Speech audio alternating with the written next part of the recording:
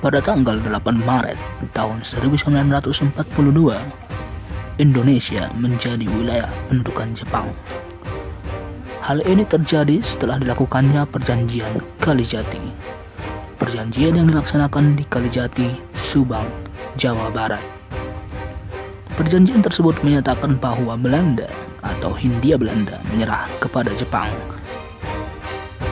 dengan semboyan 3A, yaitu Jepang Pelindung Asia, Jepang Pemimpin Asia, dan Jepang Cahaya Asia. Pemerintah pendudukan Jepang mencoba menarik simpati bangsa Indonesia.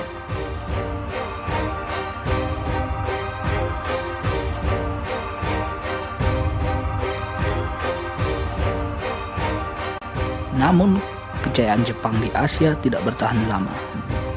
Pihak sekutu yang terdiri dari Inggris, Amerika Serikat, dan Belanda melakukan serangan balasan.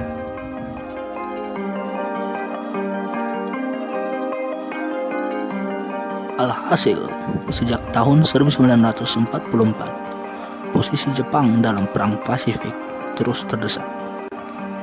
Pertahanan Jepang sudah rapuh. Banyak kota di Indonesia diserbu oleh sekutu, seperti Ambon, Makassar, Manado, dan juga Surabaya.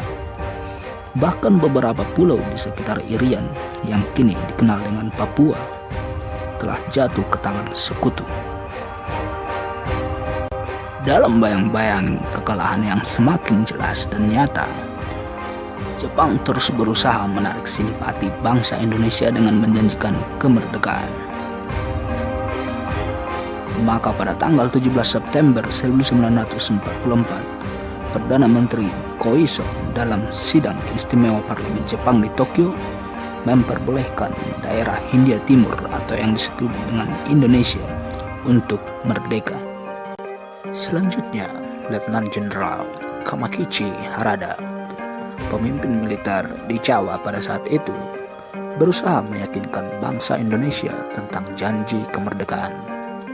Sebagai realisasinya, pada tanggal 1 Maret 1945 diumumkan pembentukan Badan Penyelidik Usaha-Usaha Persiapan Kemerdekaan Indonesia atau BPUPKI.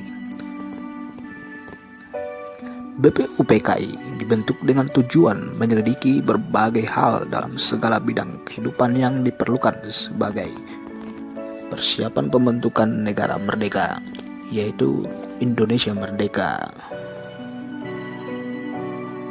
Pada saat itu, Rajiman Wedyo Diningrat dipilih sebagai ketua. Ia dibantu dua orang ketua muda, yaitu Ichibangase Yoshio, orang Jepang yang menjabat sebagai Shuchokan Cirebon, dan wakil dari Indonesia, yaitu Raden Panji Suroso, yang menjabat sebagai kepala kesekretariatan. Selanjutnya, pada tanggal 29 April 1945,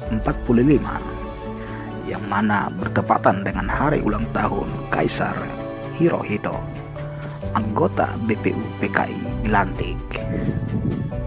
Adapun anggota yang dilantik berjumlah 62 orang ditambah 7 orang Jepang, mana orang Jepang tersebut tidak memiliki hak suara. Pada saat itu, Soekarno tidak ingin menjadi ketua BPUPKI karena dia ingin lebih aktif dalam berbagai diskusi yang pada saat itu sering dia lakukan. Bendera merah putih dikibarkan di samping bendera Jepang, Hinomaru. Sejak didirikan, BPUPKI telah mengadakan sidang resmi sebanyak 2 kali. Sidang pertama dilaksanakan tanggal 29 Mei sampai dengan 1 Juni 1945. Sidang ini membahas tentang dasar negara. Sedangkan sidang kedua berlangsung dari tanggal 10 sampai dengan 17 Juli 1945. Sidang ini membahas rancangan Undang-Undang Dasar. Selain itu, terjadi pertemuan-pertemuan tak resmi oleh panitia kecil di bawah BPUPKI. Sidang pertama yang dilakukan oleh BPUPKI dilaksanakan di gedung Chuo Sangi Inn, Jalan Pejambon 6, Jakarta, yang kini dikenal sebagai Gedung Pancasila dan menjadi bagian dari kompleks bangunan Kementerian Luar Negeri Republik Indonesia. Sebenarnya sidang ini telah dibuka pada 28 Mei 1945, namun pelaksanaan pembahasan baru dimulai keesokan harinya. KRT Rajiman Wedyo Diningrat selaku ketua sidang menyatakan perlunya suatu dasar negara. Selanjutnya, beberapa anggota sidang menyampaikan pendapatnya tentang rumusan dasar negara. Rumusan-rumusan yang disampaikan memiliki perbedaan antara satu dengan lainnya. Walaupun demikian, rumusan-rumusan tersebut tetap berakar pada kepribadian dan gagasan besar dari bangsa Indonesia sendiri. Selain itu, rumusan-rumusan tersebut didasari sejarah perjuangan dan semangat nasionalisme. Kemudian setelah itu, Muhammad Yamin, Supomo, dan Soekarno mengajukan rumusannya tentang dasar negara. 3 rumusan dasar negara disampaikan secara berurutan. Muhammad Yamin menjadi yang pertama mengusulkan rumusan pada tanggal 29 Mei 1945 dalam pidatonya yang berjudul Asas dan Kebangsaan Indonesia. Menurutnya, dasar negara Indonesia yang akan merdeka terdiri dari 5 unsur, yaitu yang pertama, peri kebangsaan, peri kemanusiaan, peri ketuhanan, peri kerakyatan, dan kesejahteraan rakyat.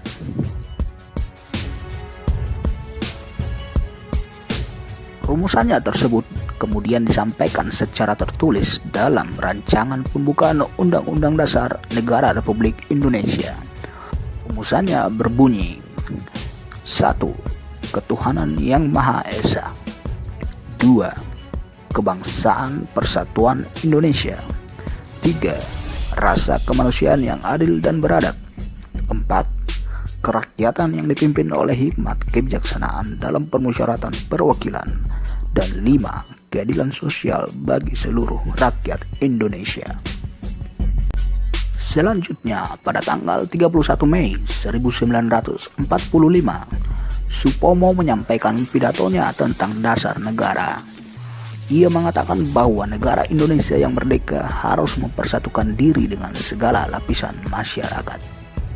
Menurutnya, ada 5 unsur yang menjadi dasar negara, yaitu persatuan, kekeluargaan, keseimbangan lahir dan batin, keadilan rakyat, dan musyawarah.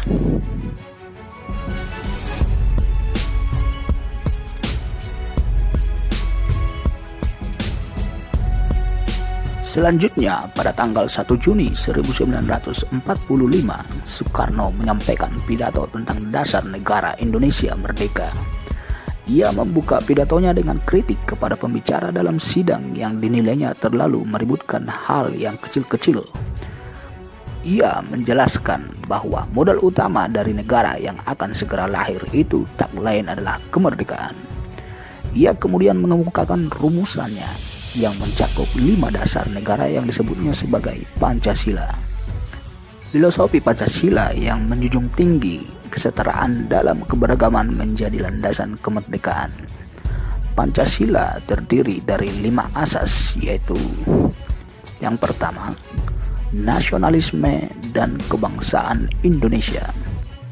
Yang kedua, internasionalisme dan perikemanusiaan. Yang ketiga, mufakat atau demokrasi.